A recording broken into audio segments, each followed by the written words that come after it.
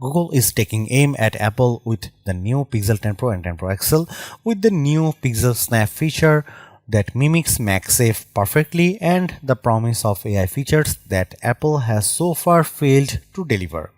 It's a big bet on software, but Google's Pixel design was already a step ahead, and Pixel 10 Pro and 10 Pro XL improve on last year's great look.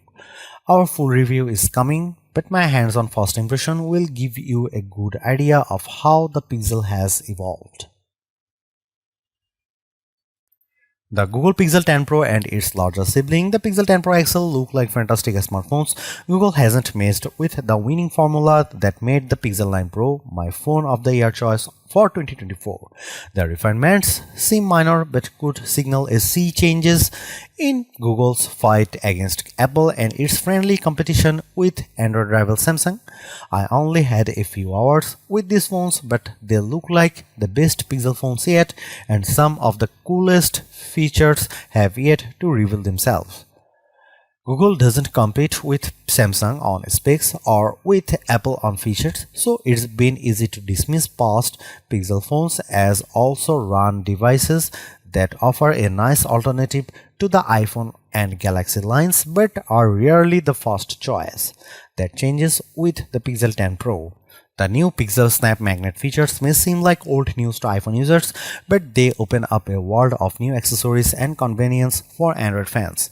I'm pretty sure that Samsung and OnePlus will follow suit in due course, but for now the Pixel 10 Pro and its three stablemates are the only Android phones that I can snap onto my bedside charging stand and use with my UAG magnetic wallet.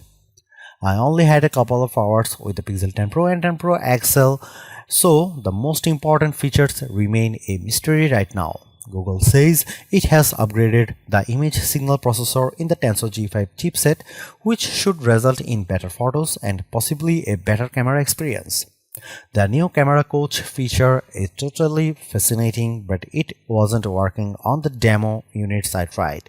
Some Google reps had it working on their own phones, so the feature seems baked and ready to serve, but I'll need to spend a lot of time using the cameras in a variety of situations to see if it really makes a difference. If it does, it could be a turning point for smartphone AI features. So far, AI on smartphones has been a mix of useful tools and frightening oversteps. The Pixel 9 Pro is my favorite AI phone because it does a great job of screening calls, recording meetings, and managing notifications. Those are genuinely useful AI tools, not image generators that make lousy images or writing tools that take over the job of sending love notes to my sweetie. The Pixel 10 Pro promises a host of new and similarly useful AI features, but none of them were apparent in my hands-on time. The new Magic Cube feature will need to get to know me better before it starts bubbling up relevant information during my phone calls. When it does know me, it should do things like showing me my flight information if it hears me talking about my upcoming travel plans. I hope it works well, but so far AI features like this from other phone makers have failed to materialize after launch or have failed to demonstrate the utility that phone makers claim. I am not too concerned. The Pixel 9 Pro was already ahead of the competition on useful AI features, and Google is doing an admirable job of keeping the AI processing and therefore your private data on the device instead of relying too much on cloud computing. I saw a Pixel 10 Pro translate the voice of my colleague on a phone call from his English into a natural sounding Spanish. Other phones can do the translation bit, but the most Spanish voice actually sounded like my colleague would he spoke Spanish. Most astonishingly, all of the processing happened on the Pixel 10 Pro, not in the cloud. The conversation and the sound of your voice are kept private.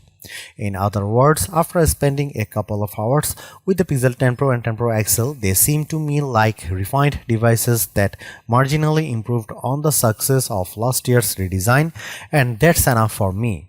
If the Pixel 10 Pro simply offers camera improvements and better zoom along with all the latest Pixel features I already enjoy, I'll be able to recommend it easily. If the new AI features really help me take even better photos and do a better job of helping me organize my digital life, I'll consider that an even bigger win. But I think we are only seeing the tip of the AI iceberg on these phones. With 7 years of Android update ahead, who knows what the Pixel 10 Pro will be capable of doing in the future. The Pixel 10 Pro and 10 Pro XL both come with 16GB of RAM inside and 256GB of storage to start. Those are very respectable specs and most people won't need to spend more for more storage unless there's a great discount if you buy more space.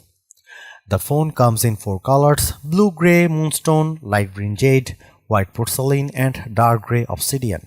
The moonstone is very appealing, but I like all of these year's colors equally, even the blackish obsidian. I do wish there were more vibrant color options, but subtle seems to be the new norm for pro-level phones. The Pixel 10 Pro and 10 Pro XL are priced high, but the price is competitive with the top-end iPhone 16 Pro and S25 Ultra phones. The new Pixels don't measure up evenly spec for spec, but the overall experience is just as good, and the Pixel 10 Pro and 10 Pro XL are the newest looking phones of the bunch with the most recent redesign. While I expect the base model Pixel 10 will drop in price throughout the next year, Google has been more stingy with its Pro models recently.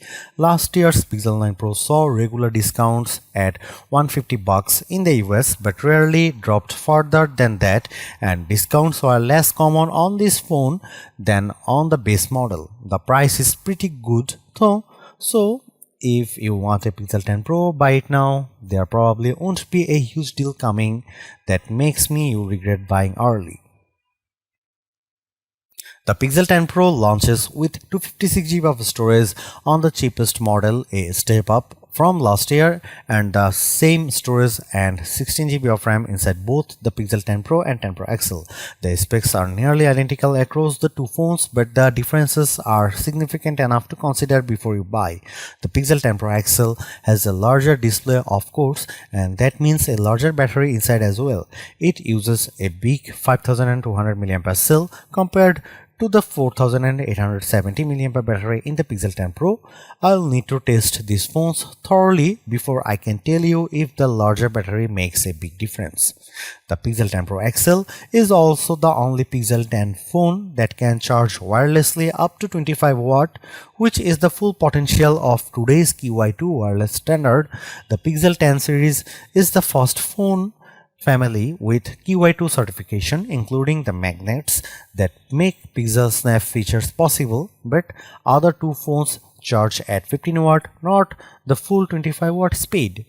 Otherwise, both of these phones pack the Google Tensor G5 processor inside, which has a new and improved image signal processor that should improve image quality and help you take better pics. Both phones have the same 50 megapixel main camera and two 48 megapixel sensors behind the ultra-wide and 5x lenses, as well as the same 42 megapixel selfie camera up front. The Pixel 10 Pro and 10 Pro XL look nearly identical to last year's Pixel 9 Pro and 9 Pro XL, and that's a good thing. The iPhone and Galaxy lines have been stagnant for years, using the same basic design, while Google made a significant improvement to its Pixel design last year. The new Pixel look is more durable than before, and Google reiterates that the Pixel 10 Pro is twice as durable as the Pixel 8 Pro, which used the older camera bar design. The PixelSnap magnets inside haven't added any bulk of the latest phones either, so the devices are just as thin as last year's models. For better and worse, the Pixel 10 Pro looks almost identical to the base model Pixel 10 as well. You would need an expert guide to tell them apart. The Pixel 10 Pro uses a matte finish on the back and glossy sides, while the Pixel 10 flips that script and uses a glossy back with matte side rail. The easiest difference to spot is the temperature sensor on the Pixel 10 Pro and 10 Pro XL, which somehow still exists even though it's one of the more useless hardware additions I have seen in recent years. For color choices, I liked the moonstone quite a bit, but it was admittedly drab. The green jade might be my favorite color, but the black and white options are also very appealing, with that nice matte finish making them look more professional. As I only spent a couple of hours with the Pixel 10 Pro and 10 Pro XL, battery life remains a question mark, but I'm hoping that it will be easier for most folks to keep these phones topped up and charged throughout the day.